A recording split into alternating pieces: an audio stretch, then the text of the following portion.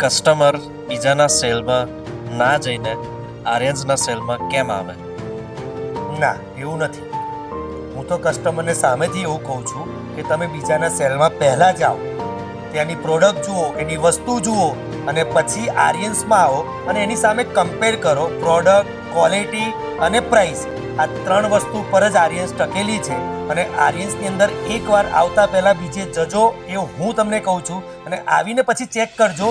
જો તમને મારી પ્રાઇસ અને એ લોકોની પ્રાઇસની અંદર કંઈ ફરક ના લાગે તો ક્યારેય આર્યન્સમાં પગ ના મૂકશો.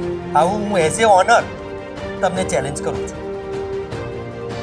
તમે સેલની સ્ટાર્ટિંગ ડેટ 1 જુલાઈ તો આપી દીધી છે, પણ કઈ સુધી છે એ તો જણાવો. હા, 100% છે. એ મારા કસ્ટમરની કમ્પ્લેન કેટલા વર્ષોથી રહી છે અને એમાં અમે લોકો કંઈ કરી પણ નથી શકતા. એનું કારણ છે કે અમારી પાસે લિમિટેડ પ્રોડક્ટ હોય છે સેલમાં અને એની સામે લાઈક કસ્ટમર્સ બહુ જ ઓવર છે. તો કેટલા કસ્ટમર અમારે ત્યાંથી એમ જ પાછા જાય છે, જેને અમે લોકો સેટિસ્ફાઈડ નહીં કરી શકતા. પણ પ્રોબ્લેમ એક જ છે અમારો કે અમને સેલને ચલાવવા માટે કરીને બહારથી પ્રોડક્ટ લાવીને એની ઉપર પ્રાઇસ વગેરે વધારે કરીને ઓછી કરવી, એવું અમને લોકોને પહેલેથી ફાવ્યું જ નથી. મતલબ પહેલેથી એવી એક ઈચ્છા છે કે કસ્ટમરને જે કંઈ આપીએ ને એ સારું અને સસ્તું આપીએ અને એ પ્રોડક્ટ આપણી પોતાની જ હોવી જોઈએ.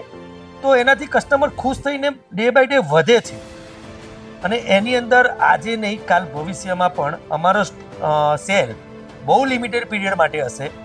સો એ ઓપોર્ચ્યુનિટી તમારે ઉપાડવી છે ને તમારે અમારા સેલની અંદર પરચેસ કરવી છે તો તમારે વહેલેથી વહેલા આવવું જ પડશે.